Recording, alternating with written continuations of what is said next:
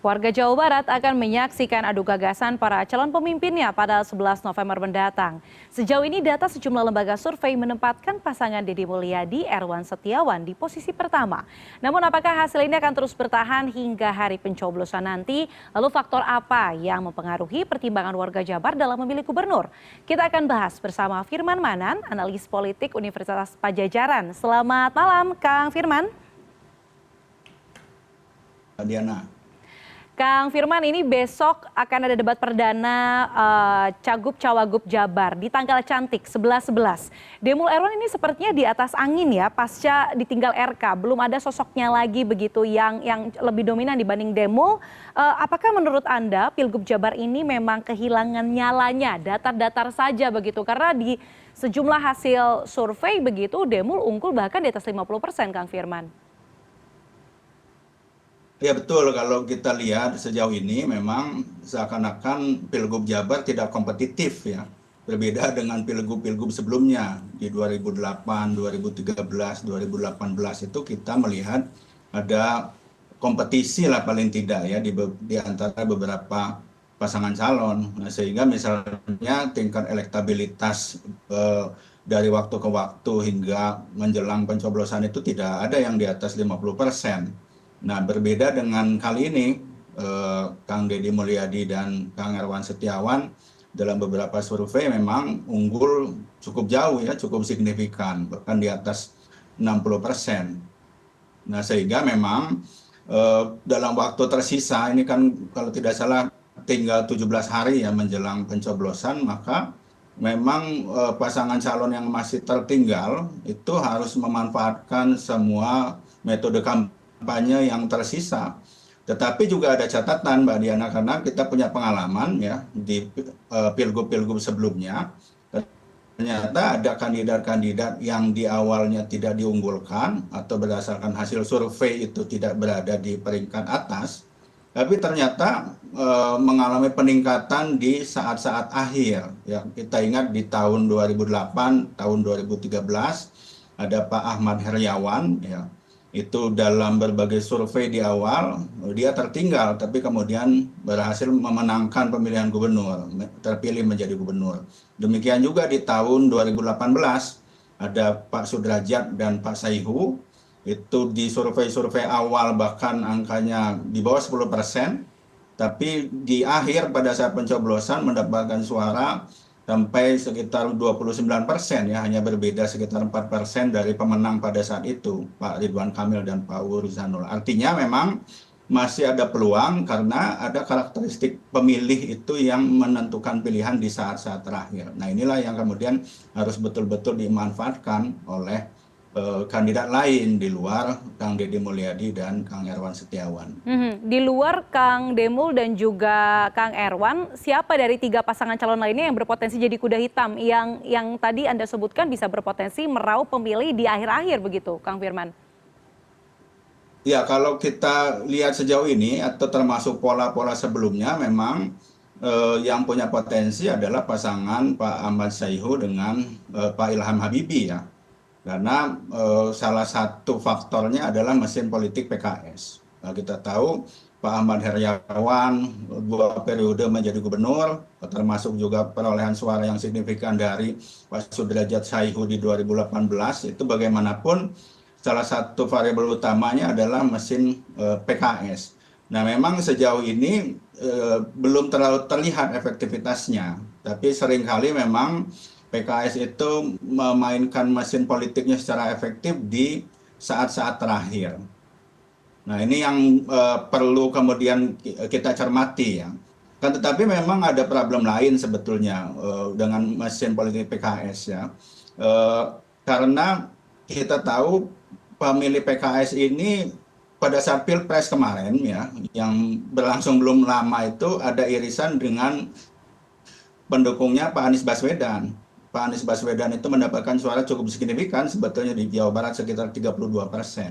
Tapi kita tahu memang pada akhirnya kan ada masalah ya, bagaimana kemudian PKS tidak mendukung Pak Anies di DKJ, yang itu kelihatannya juga punya imbas terhadap para loyalis Anies Baswedan di Jawa Barat. Nah, kalau kemudian PKS bisa mengkonsolidasikan kembali para pemilih Anies Baswedan itu, ya bukan tidak mungkin pasangan Ahmad Saihu dan Ilham Habibie itu bisa meningkatkan elektabilitasnya di saat-saat akhir.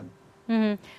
Tapi sebenarnya apa ya Kang Firman yang menjadi faktor keunggulan Demul dan juga Kang Erwan? Apakah memang faktor ketokohan saja ataupun mungkin karena faktor Golkar dan juga Gerindra yang notabene merupakan pemenang pertama dan juga kedua di Pilkada Jawa Barat begitu, sehingga mesin partainya cukup banyak yang bekerja instrumennya, atau karena memang tokoh ketokohan dari tiga tokoh lainnya ataupun cagup lainnya masih kurang di mata masyarakat Jawa Barat? Ya harus diakui secara popularitas memang Kang Deddy Mulyadi itu unggul sangat jauh dibandingkan dengan kandidat yang lain. Karena Kang Deddy Mulyadi sudah melakukan kerja-kerja elektoral jauh-jauh hari. Bahkan Hmm. setahu saya sejak 2018 setelah selesai Pilgub, nah beliau sudah kemudian juga melakukan kerja-kerja elektoral. Nah ini berbeda dengan kandidat yang lain ya, yang bahkan nama-namanya kita dengar itu kan baru di saat-saat akhir menjelang pendaftaran. Nah, bagaimanapun tentu itu berpengaruh karena eh, salah satu syarat utama untuk terpilih kan harus populer. Kalau tidak dikenal ya kemudian sulit untuk kemudian dipilih. Yang kedua, betul faktor partai juga tentu menentukan karena eh, pasangan Deddy Mulyadi dan Erwan Setiawan ini kan diusung oleh koalisi yang besar ya. Walaupun koalisi besar itu bukan jaminan, tapi paling tidak di dalamnya ada partai-partai itu yang punya basis pemilih tradisional di Jawa Barat, di beberapa daerah di Jawa Barat ya, misalnya seperti Golkar. Golkar kan punya basis suara di beberapa daerah yang jumlah pemilihnya banyak, misalnya seperti di Kabupaten Bandung, juga di daerah Priangan Barat gitu. Demikian juga Gerindra. Gerindra itu cukup kuat misalnya di Kabupaten Bogor ya, yang jumlah pemilihnya terbanyak se-Jawa Barat, lalu kemudian di wilayah Priangan Timur. Yang terakhir saya pikir bagaimanapun ada efek Pak Prabowo, Mbak Diana, karena Pak Prabowo 3 kali pemilihan presiden di Jawa Barat selalu menang ya dengan angka mutlak hampir 60%. Artinya kan loyalis Pak Prabowo di Jawa Barat ini juga jumlahnya signifikan. Dan tentu Kang Deddy Mulyadi itu karena berasal dari partai yang sama dengan Pak Prabowo dan dalam beberapa kesempatan juga kelihatan memperlihatkan kedekatan dengan Pak Prabowo, itu kemudian juga diasosiasikan dengan Presiden Prabowo. Nah, sehingga faktor-faktor itu yang membuat hingga saat ini terlihat pasangan Deddy Mulyadi dan Erwan Setiawan itu masih unggul ya dibandingkan dengan pasangan calon yang lain. Mhm. Kang Firman, tapi menurut Anda di kubunya Demul dan juga Erwan ini sebenarnya Golkar ini sudah berperan maksimal belum ya Bang ya? Karena kita tahu Golkar di awal Ketua DPD Jabar Golkar Aceh Hasan Syadzili awalnya lumayan kekeh nih sebenarnya untuk mencalonkan Ridwan Kamil, tapi berujung mencalonkan Demul. Menurut Anda mesin partai dari Koalisi Indonesia Maju sebut Golkar dan juga Gerindra untuk Demul dan Erwan ini sudah bekerja belum Bang? Atau sebenarnya yang bekerja itu timnya Demul saja begitu karena ketokohannya sehingga berjalan tutup mata kemudian terhasillah elektabilitasnya cukup tinggi begitu?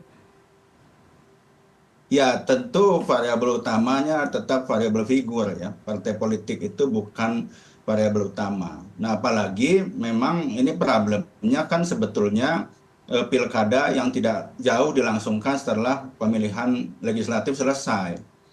Kalau dilihat dari sisi positif bisa saja kemudian mesin partainya masih panas ya sehingga bisa langsung berlanjut. Tapi jangan-jangan ada problem ketika kemudian justru mesin partai itu sudah kelelahan, ya, sudah habis-habisan di Pilpres dan Pileg, harus kemudian juga bekerja kembali di Pilkada. Nah, jadi ada faktor itu yang membuat memang bisa saja mesin-mesin partai ya termasuk Golkar tidak menjadi sangat efektif. Nah, sehingga memang peran-peran relawan ya yang harus diakui juga bagaimanapun itu juga punya peran penting gitu ya untuk kemudian bisa mendorong ya bagaimana pasangan Deddy Mulyadi dan Erwan Setiawan itu terus unggul. Dan kembali Mbak Diana harus diingat ya karena Kang Deddy Mulyadi ini sudah bekerja jauh-jauh hari. Ya. Nah, sehingga dia juga tentu punya simpul-simpul relawan yang sudah cukup kuat ya terkoordinasi dengan baik. Nah, itu yang kelihatannya kemudian dimanfaatkan. Nah, sehingga ketika memang mesin partai itu tidak bekerja terlalu efektif, tetapi kemudian memang ada supporting ya dari instrumen yang lain, sehingga tidak membuat terlalu menjadi problem ya bagi tim pemenangan dari Dedi dan Relawan secara keseluruhan. Oke, Kang, ini kan kurang dari 17 hari lagi ya menuju hari pencoblosan. Mungkin nggak ya Bang, masih ada yang masih bisa mendekat? Tadi kan Anda bilang kuda hitamnya sebenarnya pasangan Syahiku dan juga Ilham. Tapi kalau lihat dari berbagai survei, angkanya ya Bang ya, angka prediksi dari lembaga survei cukup jauh Bang. Ini mungkin paling tinggi bahkan Syahiku dan Ilham itu hanya 10% LSI Denny JA kalau tidak salah. Sementara paslon Demul dan juga Erwan ini 60% lebih. Ini masih ada yang mungkin mendekat, merapat, atau cuman hanya mendekat sedikit-sedikit saja, Bang? Ya memang agak sulit ya, karena kalau kita bandingkan dengan pilgub-pilgub sebelumnya, di akhir bisa mengejar itu karena juga margin ketertinggalannya tidak sangat jauh ya. Kalau kita ingat Ridwan Kamil, UU itu masih di kisaran 40%-an, gitu. Jadi belum di atas 50%. Nah, sedangkan kalau sekarang posisinya kan Kang Deddy Mulyadi dan Kang Hermawan Setiawan sudah masih di 60%, jadi tidak mudah betul untuk bisa mengejarnya. Yang kedua, ini juga menurut saya problemnya justru konsolidasi basis pendukung dari masing-masing pasangan calon yang lain itu belum juga terkonsolidasi secara baik. Ya contohlah misalnya seperti Pak Saihu dan Pak Ilham Habibie. Kita bicara PKS saja sebetulnya kan di pileg mendapatkan angka sekitar 16% ya. Jadi kan masih belum mendekati angka itu. Sama juga seperti PDIP di pileg kan mendapatkan angka sekitar 12%. Tapi kemudian pasangan JJ Ronald belum sampai ke angka itu. Pak Kiai Acep Adang dan Dita juga karena PKB sekitar 11%. Nah kalau kita lihat kan ini juga belum terjadi konsolidasi. Misalnya PDIP belum berhasil mengkonsolidasikan pemilih di wilayah Cirebonan. PKB belum berhasil mengkonsolidasikan pemilih di wilayah Priangan Timur. Demikian juga PKS yang kita tahu punya basis di wilayah megapolitan dan Bandung Raya. Nah ini yang kemudian justru menjadi keuntungan bagi Deddy Mulyadi dan Hermawan Setiawan, karena justru kandidat yang lain itu jangankan penetrasi ke pemilih di luar basis mereka ya, tapi basis mereka sendiri belum terkonsolidasi. Nah itu menjadi masalah tersendiri memang, sehingga dengan waktu yang tersisa memang agak sulit membayangkan kemudian bisa terjadi kejutan, kecuali ya ada sesuatu yang luar biasa. Misalnya ada blunder yang luar biasa dilakukan oleh frontrunner gitu ya, oleh Deddy Erwan, atau kemudian ya ada kejadian politik luar biasa kemudian membuat pemilih itu bisa mengubah pilihannya. Kalau itu tidak terjadi memang agak sulit kita membayangkan akan hasil yang berbeda gitu ya nanti di akhir. Oke baik, kita akan bahas selanjutnya soal serba-serbi Pilgub Jabar yang besok juga akan debat, begitu 4 pasangan calonnya. Tapi usai jeda, tetaplah bersama Pilihan Indonesia.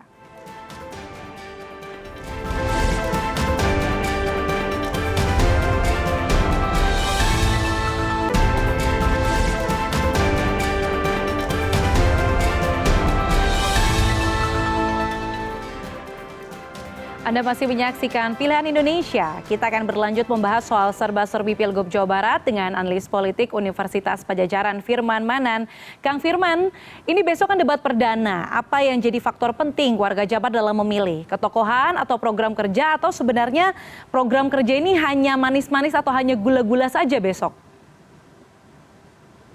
Ya sebetulnya secara umum pemilih di Jawa Barat itu kan ada dua karakter ya. Pertama pemilih perkotaan, itu di wilayah megapolitan dan Bandung Raya. Lalu kemudian ada pemilih perdesaan, itu di wilayah Priangan Barat, Priangan Timur, Cirebonan, Karawangan. Nah kalau untuk pemilih-pemilih perkotaan, soal-soal yang terkait dengan visi, misi, program, ide, gagasan itu kemudian bisa menjadi pertimbangan ya dalam memilih. Nah sehingga misalnya debat yang masih akan berlangsung 3 kali itu sebetulnya bisa dimanfaatkan untuk kemudian mempengaruhi para pemilih perkotaan yang jumlahnya juga cukup signifikan sebetulnya Mbak Diana, sekitar 50%. Jadi sebetulnya pemilih perkotaan dan pemilih perdesaan di Jawa Barat itu 50-50 lah ya jumlahnya.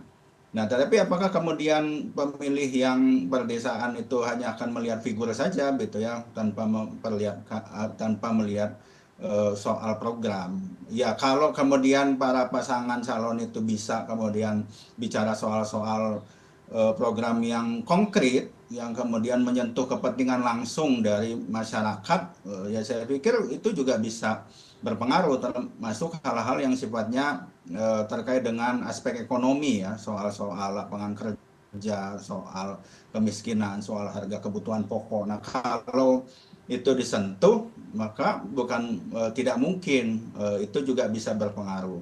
Nah, selain itu perlu diingat juga di dalam debat itu kan sebetulnya juga bukan hanya soal substansinya ya, bukan hanya soal pertarungan ide gagasan, tapi bagaimana kemudian cara penyampaian, bagaimana kemudian eh, citra yang mereka tampilkan di atas panggung debat itu, eh, termasuk soal-soal yang terkait dengan penampilan. Nah, itu tetap bisa juga berpengaruh terhadap para pemilih yang tidak terlalu mementingkan soal substansi, soal visi misi program. Jadi menurut saya bangun debat sebetulnya tetap bisa dimanfaatkan secara optimal ya. Apalagi sekarang kita tahu dengan media sosial misalnya, orang bisa memotong-motong ya debat yang durasinya sangat panjang ke dalam yang lebih pendek, dan itu mungkin bisa juga menjadi menarik ya buat kebanyakan pemilih.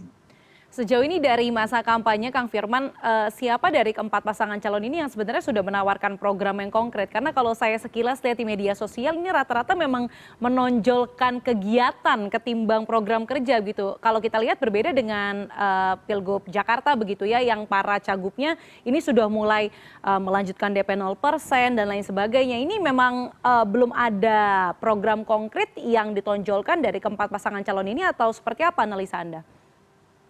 Ya, memang saya sepakat ya, ada kelihatannya problem di situ karena eh, belum terlihat ya positioning yang jelas dari masing-masing pasangan calon, termasuk diferensiasinya untuk menjawab permasalahan Jawa Barat yang sebetulnya sangat kompleks ya.